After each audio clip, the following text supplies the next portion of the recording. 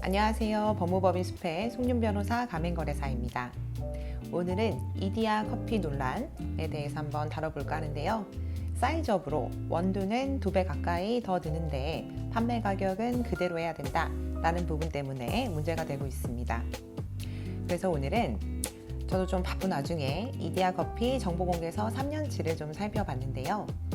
이디야 커피에 어떤 문제들이 있는지 보기 위해서 이 정보공개서라는 걸 좀 검토를 했고, 가맹점 수가 3년간 어떻게 변동을 했는지, 그리고 3년간 매출의 변동은 어떤지, 이디야 커피는 다른 커피 본사와 달리 별도 유통 채널을 통해서 커피가 공급이 되고 있었기 때문에 이 부분도 좀 다뤄볼 거고요.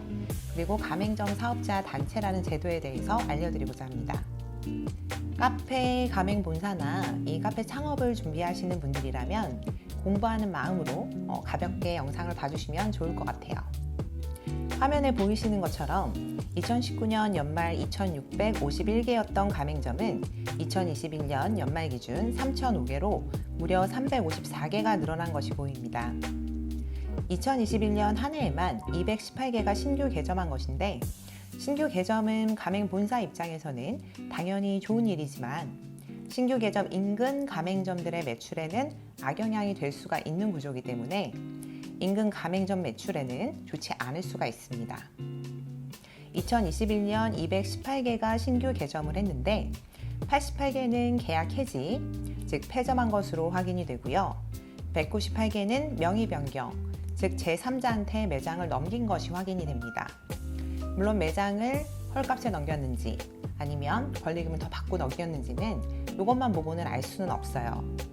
하지만 2021년은 신규 개점 수보다 폐점한 곳과 명의 변경한 곳의 합계가 더 많아서 좋은 상황은 아닌 것 같습니다. 이디야 커피 가맹점 수의 3년간 매출을 좀 살펴봤는데요. 이 표에서 보는 것처럼 2021년 12월 31일 기준 전체 가맹점 3,005개 연간 평균 매출액은 1억 8천여만 원이었고 면적당 매출은 600만 원 정도였습니다. 서울 711개 가맹점들의 연간 평균 매출액은 1억 8,300 정도였고요. 면적당 매출은 800 정도입니다. 2019년 12월 31일 기준과 좀 비교를 해봤는데요. 2019년에는 2,651개의 전체 가맹점의 연간 평균 매출액은 2억 1,600 정도가 되고 면적당 매출은 840여만 원입니다.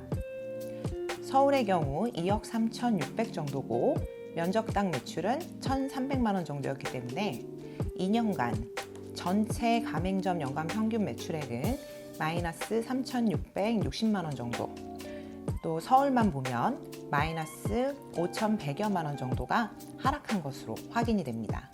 이디야 커피는 가맹점들에게만 이 커피를 혹은 이제 원두를 공급하는 것이 아니라 다수의 유통 채널, 예를 들어서 대형 마트, 이마트나 홈플러스 같은 곳, 또 창고형, 코스트코 같은 곳, 여러 체인 슈퍼와 편의점, 백화점에서도 이제 판매를 하고 있었고요.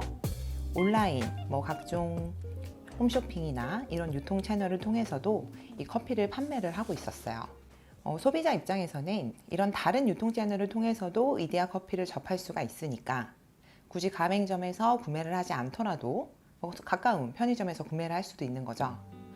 이런 유통 채널이 존재하고 또 유통 채널의 매출이 높다라고 하면 반비례해서 가맹점들의 매출에는 악영향이 될 수도 있습니다. 상황이 이러하다 보니까 본사 입장에서도 뭔가 자구책을 마련해야 하는 상황이 됐을 것 같은데, 그 자구책이 지금 논란이 되고 있는 소비자들에게 판매하는 이 아메리카노 같은 경우에는 가격을 동결을 시키되 원두는 2배로 더 넣고 사이즈 업을 해줘라, 그리고 다른 것들은 판매가를 높여라 라는 부분이었습니다. 가맹점들은 반발할 수밖에 없었을 것 같아요. 이거는 제 살 깎아먹기처럼 이 순수익을 더 낮춰서 매출을 올리라는 건데요. 물론 본사의 의도대로 매출이 굉장히 많이 높아지면 점주들한테도 이익이 되는 정책이 될 수도 있지만 결과적으로 이만큼 매출이 높아지지 않는다라고 하면 순수익만 낮아져서 적자가 더 누적되는 결과가 될 수도 있기 때문에 우려가 되셨을 것 같습니다. 또 매출이 많이 높아지고 하다 보면 인건비가 더 지출돼야 되는 상황이 오실 수도 있어요. 하지만 본사는 원두를 점주들한테 손해를 보고 납품하진 않을 테니까 본사는 손해가 없는 구조겠죠. 게다가 아메리카노 외에 다른 상품 같은 경우는 이제 판매가를 인상하라고 했지만 인근 경쟁 업체들의 이제 판매가를 무시하고 판매 가격만 높이는 것이 경쟁력이 없어서 소비자들이 외면할 수도 있는 부분이거든요. 그래서 걱정이 많이 되셨을 것 같습니다. 물론 브랜드 통일성을 위해서 일률적으로 판매 가격 인상이라든가 무료 사이즈업이라든가 이런 것들을 요청할 수도 있겠지만 점주들도 이제 무턱대고 반대만 할 수는 없는 상황일 것 같고요. 하지만 본사는 동의하는 점주들만을 상대로 이런 정책을 하던지 아니면 일괄적으로 할 경우에는 적어도 70% 이상의 동의를 얻어야 불공정 거래 행위, 거래상 지위남용 이런 비판을 좀 면할 수가 있을 것 같습니다. 가맹점 사업자 단체에 대해서 설명을 좀 드려볼까 해요. 이디야커피는 가맹점주 협의회가 이미 구성이 되어 있는 것 같습니다.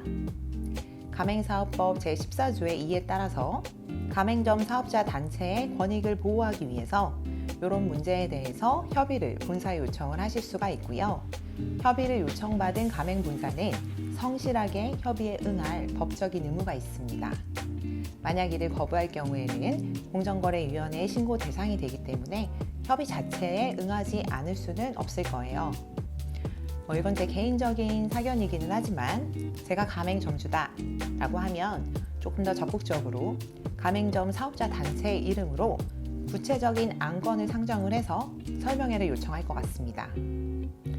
아메리카노 사이즈 업으로 인해서 가맹점주가 추가적으로 부담하게 될 원두의 구입 비용이 어느 정도 될지, 또 이를 통해서 본사가 얻는 차액 가맹금, 이 마진이 얼마나 되는지, 그 마진율을 좀 제로 수준으로 일정 기간만이라도 제공이 가능한지, 또 가맹 본사는 현 판매 정책에 따라 어느 정도의 매출 상승을 예상을 하고 있는지, 또 이런 정책을 어떤 식의 광고 홍보를 통해서 소비자들에게 알릴 것인지, 혹시나 이러한 광고 판촉 비용을 가맹 점주들한테 추가적으로 부담을 시킬 것인지 이런 구체적인 설명을 좀 해달라라고 하는 이 설명회를 요청을 할 것 같습니다.